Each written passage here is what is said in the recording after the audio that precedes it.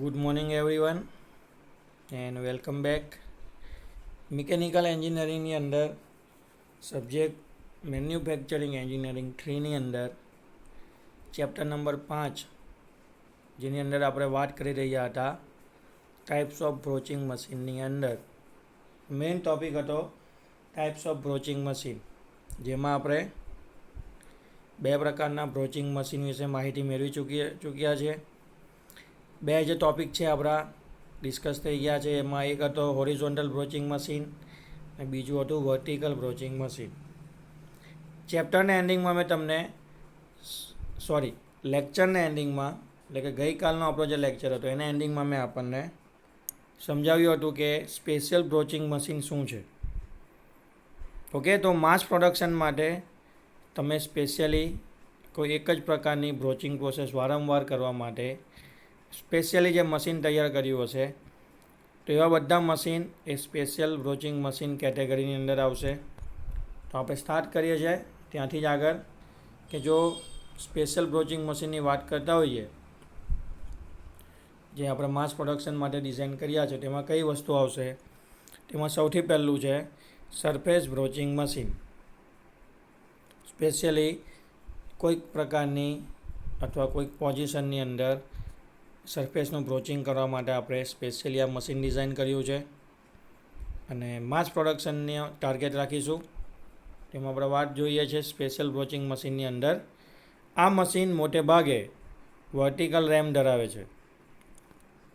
મશીનની અંદર જે રેમ હશે, રેમની મદદથી જે આપણું ટૂલ રેસિપ્રોકેટિંગ મોશન કરે છે, તો એ જે પોઝિશન છે કઈ કન્ડિશનમાં હશે? તો કે વર્ટિકલ પોઝિશનમાં હશે મશીનની રેમ. મશીનના બ્રોચ હોલ્ડરમાં બ્રોચ ક્લેમ્પિંગ બોક્સ અને સ્ક્રૂથી પકડેલ હોય છે. બ્રોચિંગ ટૂલ પકડવાની મિકેનિઝમ આપી છે કે જે બી ટૂલ પકડવાનું હોલ્ડર હશે, બ્રોચ હોલ્ડર, એમાં બ્રોચિંગ ટૂલને એટલે કે બ્રોચને ક્લેમ્પિંગ બોક્સ અને સ્ક્રૂની મદદથી ફિટ કરેલું હશે, એટલે કે પકડેલું હશે. દાગીનો દ્રઢતાથી મશીનના ટેબલ ઉપર ફિક્સરથી પકડેલો હશે, એટલે કે જે વર્કપીસ છે એને વર્ક ટેબલની ઉપર રિજિડલી ફિક્સરની મદદથી ક્લેમ્પ કરેલો હશે. કટિંગ એક્શન નીચેની તરફ જતી ઘડીએ થાય છે, એટલે કે જ્યારે વર્ટિકલ પોઝિશનમાં આપણું બ્રોચિંગ ટૂલ ઉપરથી નીચે તરફ આવશે ત્યારે કટિંગ થશે. ઓકે, જ્યારે રિટર્ન થશે ત્યારે કોઈ પણ પ્રકારનું કટિંગ થશે નહીં. એટલે એવું કહી શકાય કે ફોરવર્ડ સ્ટોકની અંદર બ્રોચિંગ પ્રોસેસ દ્વારા કટિંગ એક્શન થઈને મટીરિયલ દૂર થશે. તદુપરાંત કેટલીક વાર વિશિષ્ટ રચનાઓ પણ રાખેલી હોય છે. તમે થોડુંક એની અંદર ઓટોમેશન પણ લાવી શકો છો, જેમ કે સ્વયં સંચાલિત shutter table, loading unloading device. બરાબર છે? ટેબલ જે હોય છે ને નીચે, કે જે આપણે વર્કપીસને મૂકીએ છીએ, તો ટેબલને તમે ઓટોમેટિક પણ કરી શકો છો. ટેબલ સ્વયં સંચાલિત એટલે મિકેનિઝમ દ્વારા જાતે જ મૂવ થાય, આગળ પાછળ લેફ્ટ રાઈટ અથવા ક્લોકવાઇઝ એન્ટી ક્લોકવાઇઝ જાતે જ મૂવમેન્ટ મળે ટેબલને. પછી જે વર્કપીસ લોડિંગ અને અનલોડિંગ થાય છે એને પણ તમે ઓટોમેટિક કરી શકો છો. આ મશીન આર્થિક દ્રષ્ટિએ માસ પ્રોડક્શન માટે અને ઊંચી ચોકસાઈ માટે વધુ લાભદાયી છે. તમારે એક જ વસ્તુ અથવા એક જ કોમ્પોનન્ટની ઉપર અમુક ચોક્કસ પ્રકારના ઓપરેશનો કરી વધુ ચોકસાઈ સાથે સૌથી વધુમાં વધુ જો કોમ્પોનન્ટ તમારે બનાવવાના હોય, એટલે કે સારી ગુણવત્તા સાથે જો માસ પ્રોડક્શન કરવાનું હોય, તેના માટે આ મશીન ખૂબ જ લાભદાયી છે. તેનો ઉપયોગ મોટાભાગે બાહ્ય સપાટીઓ ઉપર ખાંચા તથા વિશિષ્ટ આકાર મેળવવા માટે થાય છે. સ્પેશિયલ બ્રોચિંગ મશીનની અંદર સરફેસ બ્રોચિંગ મશીનનો ઉપયોગ, એટલે કે એની એપ્લિકેશન શું કહે છે?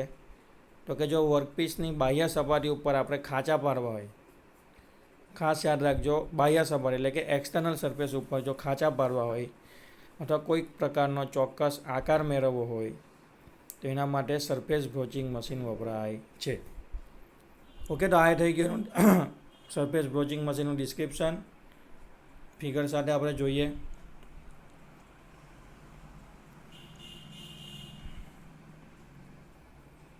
ક્લિયર? તો સરફેસ બ્રોચિંગ મશીનની ફિગર આપી નથી. તો હવે તમને એવો ક્વેશ્ચન થાય કે સરફેસ બ્રોચિંગ મશીન કેવું હશે? તો જે આપણું વર્ટિકલ બ્રોચિંગ મશીન હતું ને એ જ રીતના આપણું સરફેસ બ્રોચિંગ મશીન હશે. કારણ કે વર્ટિકલ બ્રોચિંગ મશીનની અંદર પણ ટૂલ વર્ટિકલ પોઝિશનમાં રેસિપ્રોકેટ કરતું હતું. સેમ સરફેસ બ્રોચિંગ મશીનમાં પણ એમ જ થશે. પણ વર્ટિકલ બ્રોચિંગ મશીન ઉપર આપણે ઘણી બધી વેરાયટીવાળા ઓપરેશન કન્ડક્ટ કરી શકીએ છીએ. ઘણા બધા સરફેસ આકાર ઇન્ટરનલ એક્સટર્નલ બધું આપણે ક્રિએટ કરી શકીએ છીએ. પણ સરફેસ બ્રોચિંગ મશીનમાં ખાલી બહારની સપાટી ઉપર એટલે કે એક્સટર્નલ સપાટી ઉપર જ આપણે ખાંચા અથવા કોઈ પ્રકારના આકાર છે એ બનાવી શકીએ છીએ. ક્લિયર? આગળ વધીએ છીએ. સ્પેશિયલ બ્રોચિંગ મશીનની અંદર બીજા નંબરનું જે મશીન આપણે જોવાનું છે એ છે continuous broaching machine. Okay, special purpose machine છે એમાં કન્ટિન્યુઅસ બ્રોચિંગ મશીન. હવે તમને નામ પરથી જ થોડો ઘણો ખ્યાલ આવી જવો જોઈએ. કન્ટિન્યુઅસ બ્રોચિંગ મશીનનો મતલબ શું થાય છે? તો કે ભાઈ બ્રોચિંગ પ્રોસેસ થતી હશે પણ કેવી રીતના? કન્ટિન્યુઅસલી.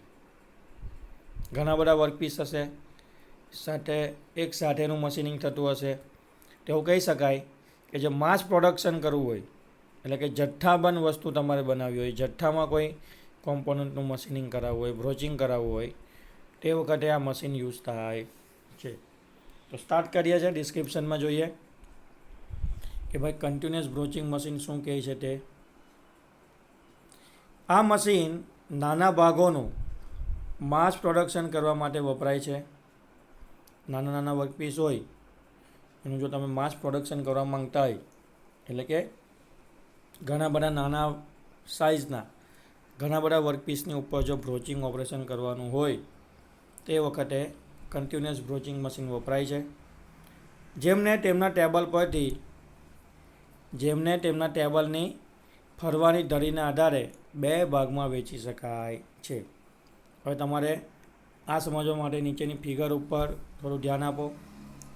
ફિગર પર તમને ખબર પડી જશે કે ભાઈ આને કેમ કન્ટિન્યુઅસ બ્રોચિંગ મશીન કહેવાય છે તે. તો આ મશીનના પ્રકારમાં એવું છે કે જે ટેબલ ઉપર વર્કપીસ આપણે મૂકીએ છીએ તે ટેબલની પોઝિશન અને એની જે એક્સિસ છે એના આધારે કન્ટિન્યુઅસ બ્રોચિંગ મશીનને બે ભાગમાં વહેંચી શકાય છે. પહેલું, જો આપણું ટેબલ રોટેટિંગ હોય એટલે કે સર્ક્યુલર ટેબલ હોય અને કન્ટિન્યુઅસલી ફરતું રહેતું હોય તો એને રોટેટિંગ અથવા રોટરી કન્ટિન્યુઅસ બ્રોચિંગ મશીન કહેવાય છે. અને જો આપણે એક આખો બેલ્ટ જેવું કંઈ બનાવ્યું હોય આ રીતના તમે જોઈ શકો છો અને ત્યાં આપણા વર્કપીસ ટેબલ ઉપર આવીને બ્રોચિંગ ઓપરેશન કરતા હોય તો એ જે ચેન ટાઈપનું અથવા કન્વેયર ટાઈપનું આખું મિકેનિઝમ હોય તેને કહેવાય છે હોરિઝોન્ટલ કન્ટિન્યુઅસ બ્રોચિંગ મશીન. તો મશીન તો એક જ પ્રકારનું છે. કયું?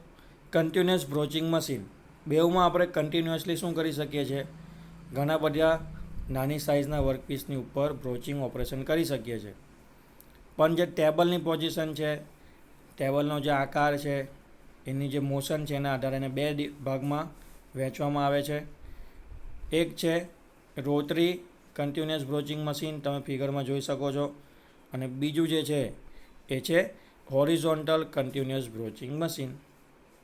બેઉની અંદર એવું થશે કે એક સાથે ઘણા બધા વર્કપીસને આપણે લાઇનમાં ક્લેમ્પ કરી દેવાના હોય છે. ત્યાર પછી દર વખતની જેમ જે બ્રોચિંગ ટૂલ છે જે રેસિપ્રોકેટિંગ મોશન કરે છે, ઓકે, એ અને સાથે સાથે નીચે જે ટેબલ છે તો આ વખતે ટેબલ પણ શું કરશે તો કે મોશન સાથે ફરશે. તો અહીંયા તમે જો આ આપણું બ્રોચિંગ ટૂલ છે, બરાબર? આ બ્રોચિંગ ટૂલ છે, ક્લિયર? અને આ આપણું રોટેટિંગ ટેબલ છે અને આ બધા જ નાના નાના વર્કપીસ છે. હવે ટેબલ અને બ્રોચિંગ ટૂલ અને સાથે વર્કપીસ એ રીતના કોન્ટેક્ટમાં હશે.